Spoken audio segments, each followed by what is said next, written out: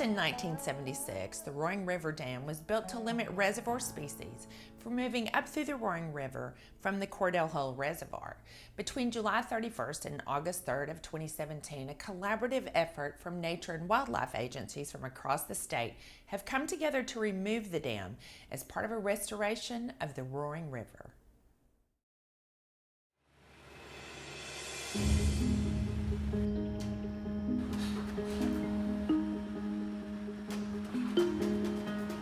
Well, we're here today on one of Tennessee's state scenic rivers, the Roaring River, in Jackson County, just outside of Gainesboro, to work on removing the dam on Roaring River. The dam is on Corps fee property. TWRA has a real estate out grant for some of the properties on Cordell Hull Lake, including this fish barrier dam area. They submitted a request to remove the dam, and the Corps evaluated it under NEPA, National Environmental Policy Act, to determine the environmental effects of removing the dam. Dams have several effects on rivers. The first being that they change the natural structure of the river from a free-flowing habitat to more of a still water lake-type habitat. And that changes the type of species that can actually survive there. On top of that, it changes the flow of nutrients and energy through the river. So the sediment that's transported downstream also carries food and nutrients that feed everything downstream. And when you block that with the dam, it changes the quality of habitat and the health of species downstream.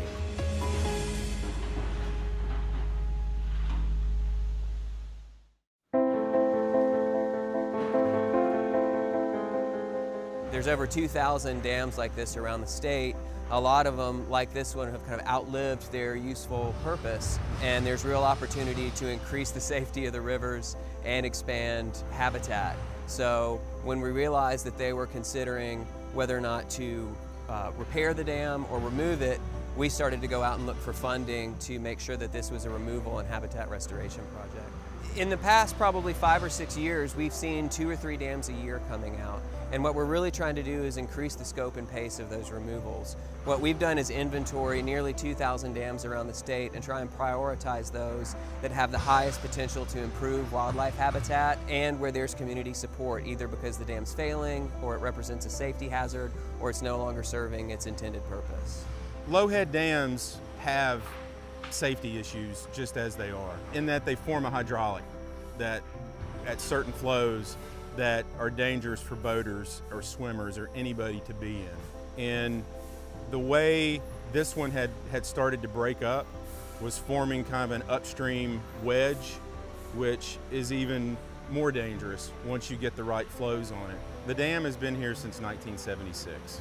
In 2011, a head cut or a notch began to develop in the dam and caused us to evaluate what we were going to do with this site, and determined that it would probably be a good thing to go ahead and take the dam out.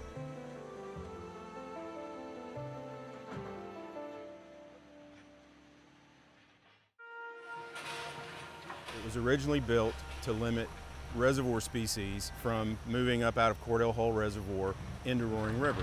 And there's a lot of species that have evolved to really need to move up and downstream over the course of their life cycle. They may go upstream to spawn and lay eggs, or they may need a lot of interaction between populations to keep the genetic diversity of a species strong. You know, it really has marginally performed as a barrier. A lot of the species that it was intended to limit are upstream of the dam. And as well, our management philosophy has changed somewhat in that some of the species that originally were the ones that they wanted to limit, species like smallmouth bass, get stopped here at the dam. You have several species of fish that are migratory. Red horse species will come up to this dam and kind of be stopped, and they're a sucker-like fish, but a very important part of the ecosystem. It's limited, they're moving up into the river. Species like white bass, possibly sauger. Another species that we're kind of interested in is the eastern hellbender. It's one of our largest salamanders in the state. Range-wide, numbers have dropped for this species. We have found them upriver, and we found them down in the reservoir. So I think there's a real good chance that we're restoring some connectivity for a species like that. Ecologically, we're going to see a benefit from removing this dam. What you'll see is a return to kind of the natural structure of a river, where you have riffles, runs, and pools instead of one large pool behind it. So it essentially almost immediately transforms the river from a lake habitat back to a flowing river habitat.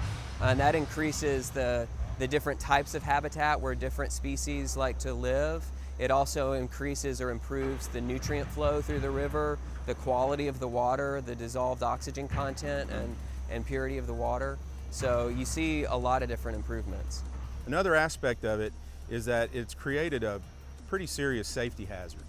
So removing it helps in a lot of ways. Removes a safety hazard, restores connectivity in the river. Dam removal is actually one of the more cost-effective ways to do river restoration. And when you add on top of that the public safety aspect of it, it's an incredibly cost-effective project in the long term. You can restore miles and miles of streams relatively quickly with one single project. One of the questions that we've had from the local people about this project was, well, how far upstream is the influence of this removal going to be seen? We don't expect to see much of a difference more than a mile upstream. That'll be about the extent of the difference. And the farther up you go in that mile upstream, the less you're going to see. Most of the difference is going to be within a half a mile of the dam. And so you're going to have a gravel bar and some kind of pool that forms down here. It'll still be a great place to fish, be a great place to swim. It'll just be a lot safer, and you'll be able to pull boats straight through and take boats out, and it'll just be a better site for people to use. Over the past 2 or 3 years, there have been 1 or 2 dams like this that come out every year, and our goal is to get that up to 15 or 20 a year. We've been actively surveying dams around the state, and anyone who's interested in participating in a dam removal or has a dam that they think would be a good candidate for removal can contact the Tennessee chapter of the Nature Conservancy.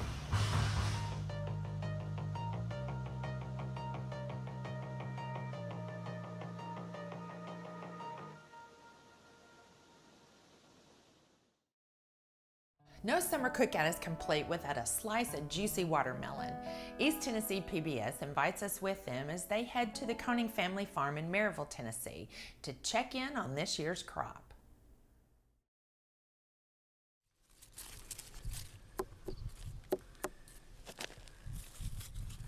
Our phone been ringing for the last 2 months. The watermelon ripe because they seen them at Walmart or these big chain stores. You know, they think our watermelon is ripe. You know, let's go down and visit the Koning farm. You know, but people don't realize, you know, that it takes so long to do it. I'm Albert Koning. I run Koning Family Farm. I've been doing this about over 50 years, and we do one of the better jobs. We don't do the biggest job, but we do the best job. We're located about 7 miles southeast of Maryville, Tennessee. Easy place to get to and a wonderful place to stay. I've always grew up on the farm. When I got out of high school, I started farming full time. That was 1959, I got out of school. And I've been doing it ever since. The only job I ever had, the only job I really could have. I started out growing soybeans, corn, like everybody else. Didn't have a good relation there, and so much work for no money. So I decided that there got to be a better way. So we took on these fruit and vegetables. It took several years to get your foot in the door, but when we once did, with the quality and stuff that we produced, wasn't no problem to get people to come back. Then about 23 years ago, we built us a market on that property. We grow most of the stuff that we sell.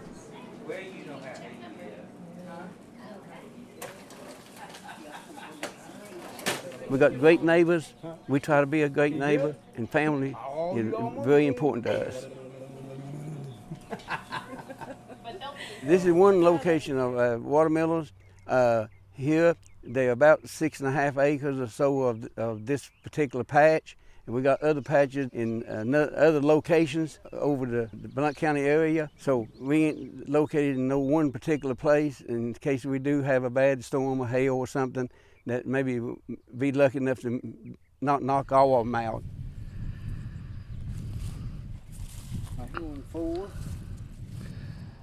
They weigh on an average about 15 pounds now, and they should be 25, 30 pounders by the time we get ready to sell them. And overall, they look real good today, so we're looking forward to get our customers some in there pretty soon. When you come into a field like this and looking at the crop that you got, you're looking at the size of them, you're looking at the vines, see how the vines are looking. If the vines are green, or if they pale, if the end of the runners is standing up, means that they is generating and growing and got about everything they need to continue to grow. Them was a little factor you need to look for, and then you need to definitely look for insects. If we got a disease, a fungus type disease or bacteria, what it is, be sure to get down here and put some products on that we need to do. We cannot grow, it's getting harder and harder to grow a watermelon without really taking care of it great. You can't grow weeds and watermelons in the same field, so you're gonna have to decide which one you're gonna grow. They don't go together very well. People say, well, you do everything to your watermelon. You feed them stuff to make them sweet. We don't do anything that God don't give us. We just take care of it. It don't grow good in cold weather. It like warm weather. It don't take too much water at all to grow a watermelon until it get the size of these here today. And then they gotta have quite a bit of water from this period on. The biggest thing that people mess up on trying to grow watermelon, trying to place them too close together, jam them up. They try to put them in their garden maybe, or a small area, and put 10 or 12 seed out there, where they should maybe have 2. That's the biggest thing. They got to have space, because the plant needs about a 10-foot space in both ways.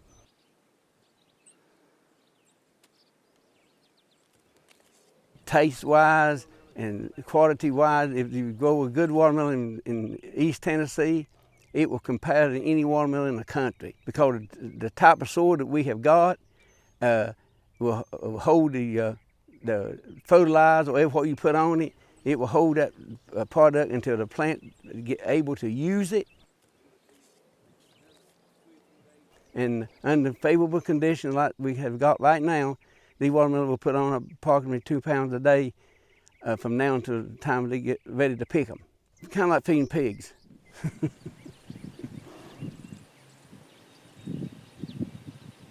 The way you can pick a good watermelon is you look at the kind of watermelon you got. If you got a long gated watermelon that got stripes on it, the stripes will be wide apart. Wider the seam is, riper it is. If they jam right up against one another, that watermelon won't be near as ripe. So you look at that. You look at the texture of the melon. If it's real shiny, look like it's been waxed, it more than likely is still green. Another little thing that people won't pick up on, if you see a watermelon that have got a scar place on it, like it's been dug around, or if it got a place on it, the bugs that eat on it, that will be your best watermelon. The bugs will not eat on a bad watermelon.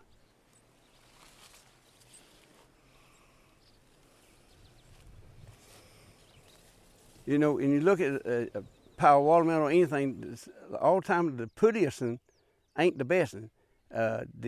The one that maybe be a little bit rougher or something will be the one that will actually taste the best. You got to get educated in the other way, you know, also, that it can look bad and it still be great.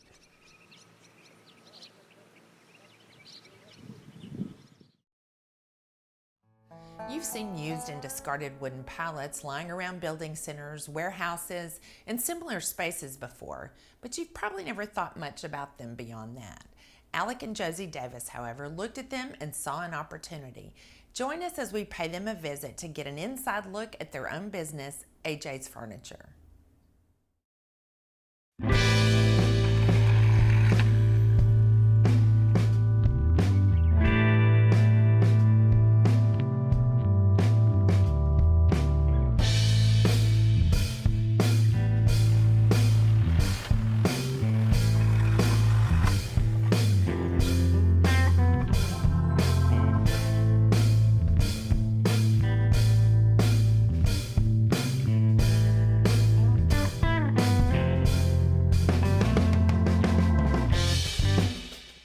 If you go to a store and buy a piece of furniture, there's nothing unique about it really. And a lot of the times it's a lot lesser of a quality than actual wood that you're getting through like repurposed wood. You're getting real wood as opposed to something that's been pressed or made. And I think quality, it's a lot sturdier when you're using actual wood. And I think it's also cooler that you're getting something that's been repurposed, that's getting made into something that's going to last. I feel like it goes deeper than just wood or furniture. For me, it's, seeing something that you couldn't possibly believe would be used as something beautiful, and then you fix it up and you get it where you want it, and all of a sudden it's this beautiful piece that's unique in its own way. And so I feel like repurpose is kind of like giving the glory to that beauty that you create. I can't remember the furniture piece that we actually started with. I want to say it was a dog bed. We were trying to make a dog bed. It's actually in there right now, the dog bed that he made. And it was for our fur baby, Sloan, and he loves it. I'd found some pallets and I went out on the sidewalk because I couldn't do it in the apartment. So I went out on the sidewalk in front of all the apartments, and I started out with a hammer and a pry bar. And so all the beating on the hammer, it's loud, so all the neighbors are opening up their doors saying, what's going on out there?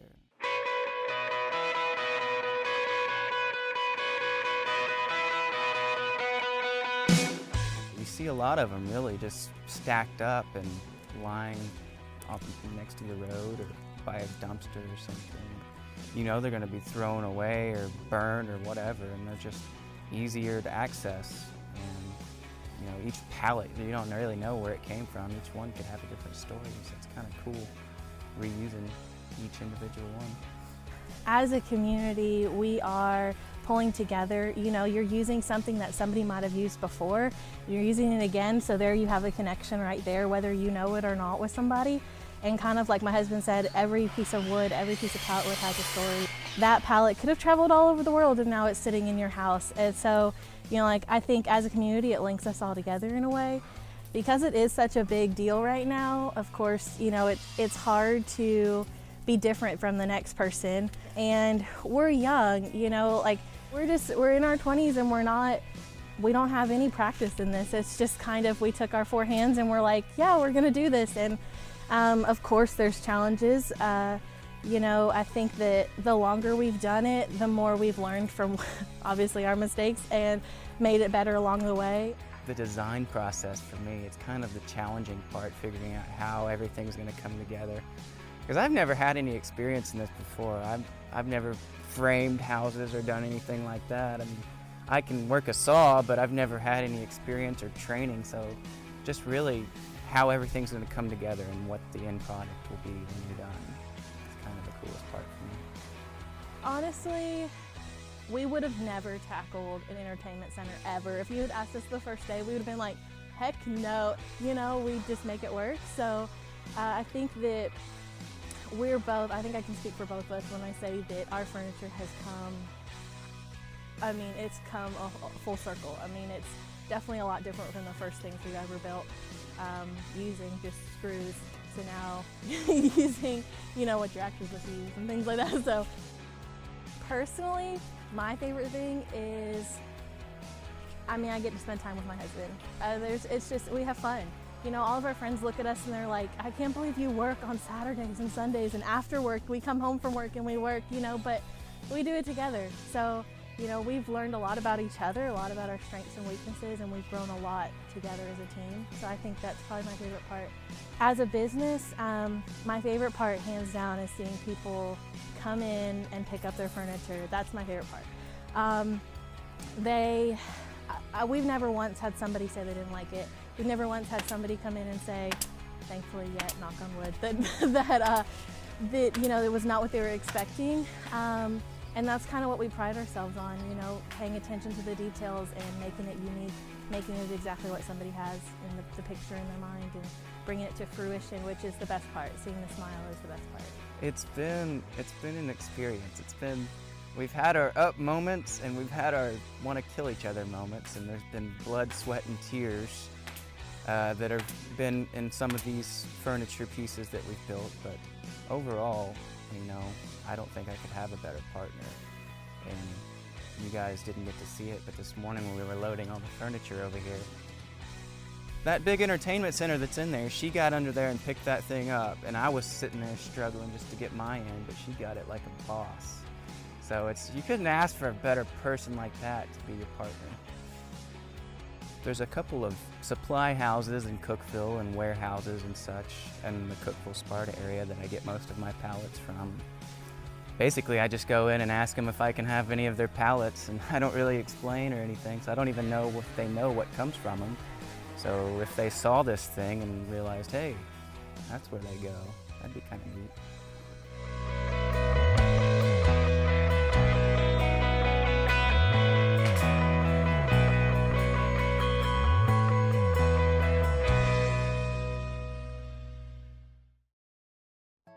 Thanks for joining us for another episode of Live Green Tennessee, where we take you all across the state into the farms and businesses of those who are making the move to eating fresh, living sustainably, and helping us all be more organic in our thinking and the way we live our lives as Tennesseans. Thank you for watching, and we'll see you next time on Live Green Tennessee. If you would like more information about Live Green Tennessee, please visit our website at livegreentv.org. For all your favorite episodes, find us on Facebook, Twitter, and YouTube.